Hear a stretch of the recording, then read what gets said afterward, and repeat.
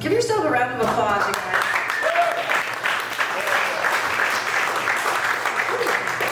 Because you guys are the brave ones here in Santa Monica tonight, you know, for being here. A little housekeeping first. In case you don't know, we have a lottery spot on this show, which means you can put your name, or if you're playing a prank on a friend, you can put their name in the basket.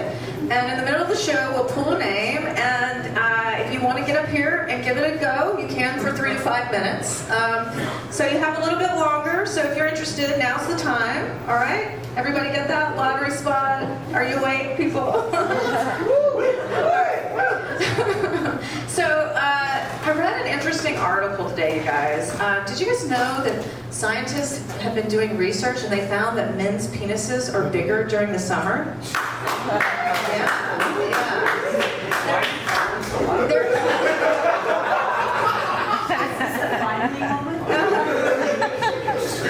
Someone has a bigger penis right now, I guess. They're actually calling this phenomena summer penis. Yeah. And of course, this research was funded and supported by men. As much as they love, you know, researching their gorge summer penises, I don't think they're really going to be taking that research further. I mean, I can't see them doing a study about winter dick. That is certainly not the Christmas package that I'm looking for. Yeah, I mean, what would be the thing they would do for women? You know, would they research, you know, fall vagina? I mean, what would that be? Like when we're so tired of dating that we just go for the shitty pickup lines? I don't know. Anyway, so a little about me. I'm a single mom.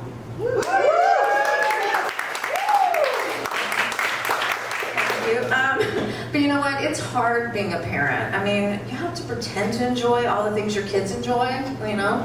Like kids' birthday parties, play dates, their father. But you know what? I do surprisingly well on dating apps. And I think it's because my profile says that I don't want kids. Then they find out it's because I have 4. Yeah, I know 4 sounds like a lot, and it is.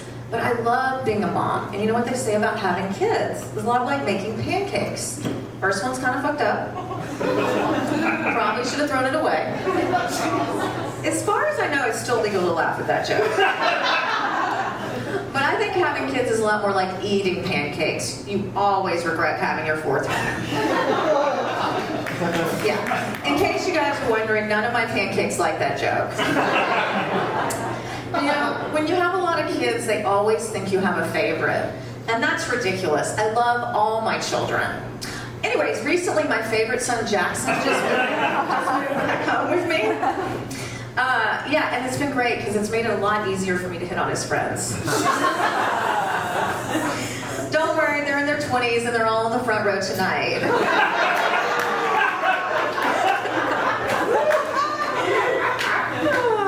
But you know what?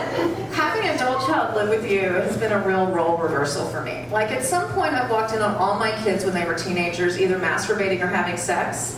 But the other day, my son Jackson walked in on me and my boyfriend, and I was so embarrassed because my sex swing was on backwards. Yeah, I mean, that's what you get when you're one of those psychos who knocks while you're entering. Yeah, I see a few of those in the audience, yeah. But you know what, it's been really great. I mean, you know, he shares so much with me now.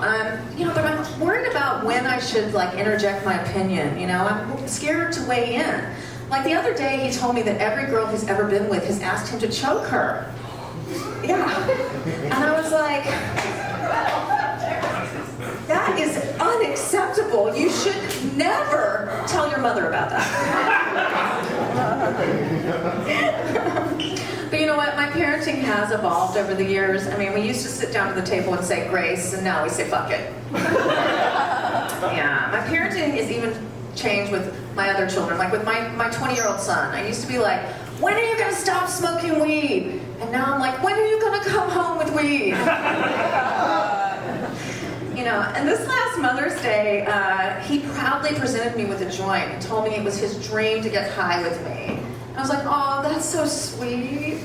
It's my dream to have a 20-year-old ass. Some dreams are just dreams, baby. Yeah. Oh boy, I just lost my train of thought, you guys. It went into a black hole, kind of like my 20s. I know it was funny, but I can't remember a thing. Anyway, so Father's Day happened a couple weekends ago, right? Anybody have a good Father's Day? Yeah. Or during Pride, I guess we should call it Daddy's Day, right? Right? Where are my daddy's girls? Who's a daddy's girl? Anybody? No? You are? You are? I'm more of a daddy's issues kind of girl. Yeah. And this Father's Day, my ex-husband decided to go out of town, which he's done for like the last 3 years. So I told my kids, you should just celebrate me this Father's Day, because I raised you, I paid for you, and I have the bigger dick. Yeah. Yeah.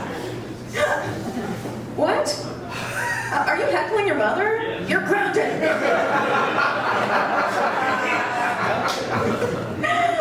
Oh, shit. That was fun. Oh, boy. Yeah, you know what? I haven't always been the greatest mom, right? I've embarrassed you some, right? Because I remember when my son was in high school, I walked in on him telling his younger brother that he should never, ever go down on a girl, that it was gross. And as a mom and a feminist, I was horrified by this. So I took him by the ear, and I sat down in the living room and showed him some YouTube videos on how to properly perform oral sex. Yeah, now, they shouldn't have been videos of me, but my heart was in the right place. Yeah, that was too much, right? Too much. Yeah, my kids hate that I do comedy, especially right now. But the only thing that would be worse to them is if I did porn. Even my family hates it. I mean, my dad wishes I would go back to writing children's books, but after doing stand-up, like, what kind of children's book would I write? C-spot fuck? Yeah. You know what? Nobody ever tells you when you give birth, you're giving birth to your biggest critic. I mean, my kids critique dinner like they're Gordon Ramsay on Hell's Kitchen. They'll be like, this is crap, that sucks, and you look like shit. And that's just when we go to Nobu. But you know what? I feel like it's important to teach by example and take the high road with kids. That's why the other day my 13-year-old said to me, you have a flat butt. I was like, well, that may be true, but it's better than having a flat chest, nerd. She's a funny kid. You know what? We were at dinner the other night with my son Jackson, and for you those of you who don't know him, he's on one of those like real paleo bro diets where it's like, no, all protein, no carbs, no sugar, no fun, that kind of thing. And she's convinced this is an eating disorder. I don't know what you guys think. And right in the middle of Hillstone, she started singing at the top of her lungs, Jackson has ED, Jackson has ED. And I was like, Sadie, stop. Jackson doesn't have ED, that's your father. But you know what? Kids these days are so tech savvy. Instead of like whining and begging and stealing to get what they want, they just make PowerPoints. Yeah. The other day, my daughter, she asked for gifts like she's pitching a Fortune 500 company for investment. The other day, she said, please join me in the conference room. And we're like, Sadie, this is the garage. And she's like, it is now. But it could be a state-of-the-art gymnastics training room for just $5,000. So I bought her a jump rope and told her to go fuck herself. So I don't know about you guys. I'm a little bit new agey, but I'm also practical. Are you a little new agey? Yeah. I see some crystals there. So I'm a little new agey, but I'm also practical. So you know what? I have crystals for my anxiety, and I take Xanax. Yeah. And I get my house feng shui just in case it works. And did I mention I take Xanax? And I have a ton of Buddhas in my house. And did I mention I snort Xanax?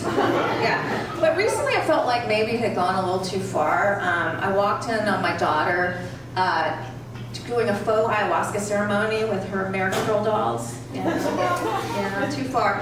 But you know what? This new age stuff, there's a slippery slope. I mean, like, 1 minute you're feng shuiing your closet, and the next minute you're in all white blowing a guy named Sergey. Yes. Speaking of that, are any of you guys into cult documentaries? Yes?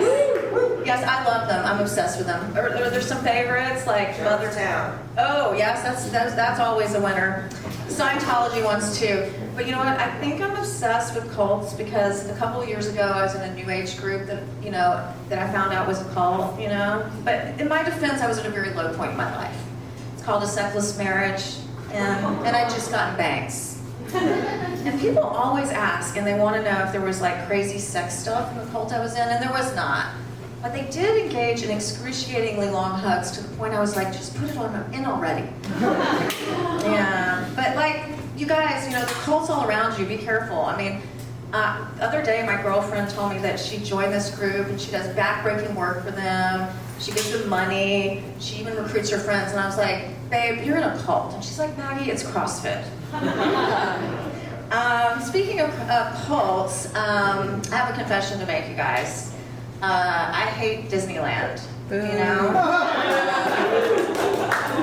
there are these Disney adults, these people who go to Disneyland without children, which I think should be illegal. It's kind of like going to a dog park without a dog. It's just creepy. But, as a parent in Southern California, if you don't like Disneyland, you're kind of like a Grinch or something. It's like Disney's a magical journey for kids. That's why I used to tell my daughter the park was in Massachusetts. That was great until she flunked geography. But I think the real reason I hate Disneyland is that the rides remind me of a map of all my failed relationships. Like the Splash Mountain ride, it reminds me of all my hookups. Yeah, never as wet as I thought I would be. And God, I wish there weren't any pictures. And the Small World ride, it reminds me of divorce. I mean, I'm in the dark, it takes forever, and I'm just stuck with a bunch of singing children. Yeah, I can still hear them, you guys. I can still hear them. Can you hear them? It's a world of lawyers, a world of tears, a world of secrets and wasted years. There's so much that we share that it's time to beware. Why did I ask for full custody?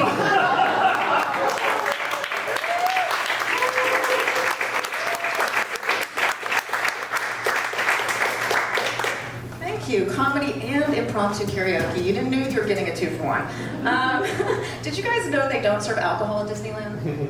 You would if you were a parent. That's why they try to sell California Adventure as a separate theme park. But it's not, you guys. It's just a bar for grown-ups. I mean, we would go there and there was just a tire swing and a keg. Yeah. Thank you. This part of my set was brought to you by Knott's Berry Farm. They have booze because they only have Snoopy, so just a public service announcement there.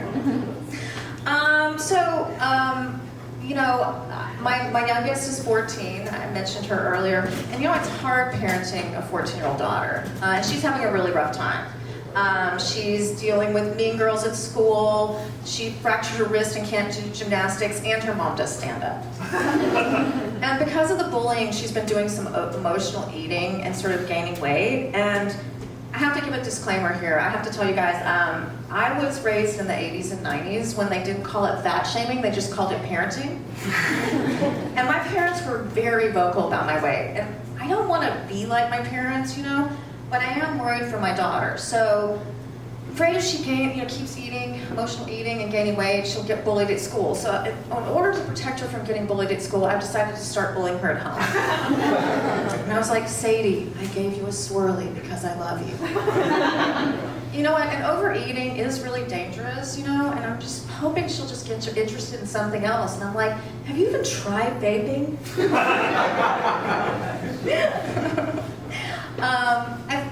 I've never been one of those parents who helps their kids with their homework. But at the end of school, she had this really hard homework assignment where she had to write a horror story with characters and plot twists. And I'm a writer, so I thought I'd help her just a little bit. And before I knew it, we got a 99 out of 100. And the teacher was like, Sadie, this story is amazing. What inspired you to write about menopause? Speaking of menopause, you guys, I turned 50 this year. Woo! Thank you for clapping for me being alive. People are surprised in this town that I don't lie about my age, but I like being 50. Now, if you tell me I look like I'm 50, I'll fucking fight you. But when you do get to be this age, your hormones do go crazy. And my doctor actually prescribed testosterone, which is amazing. You guys have really been holding out on us. I feel like a teenage boy. I'm moody, I'm breaking out, I'm masturbating in socks, Yeah, but the testosterone also had an added benefit. It made me lose a lot of weight. And people always think I'm on Ozempic, and I'm like, that is ridiculous. I would never admit that. Yeah. But there is one thing I hate about getting older is old women's hands. The other day, my mom sent me a picture of her hand, and it was so pale and veiny. For a sec, I thought it was a dick pic. Yeah. Yeah, do you guys like dick pics? Not the front row. Don't answer.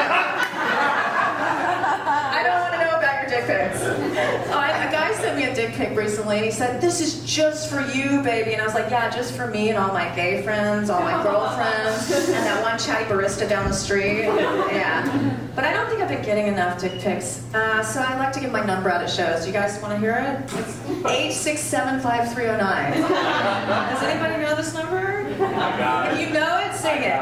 8675309. 8675309. I'll scroll through your dick pics while I drink my wine. 8675309. Thank you guys very much. That's my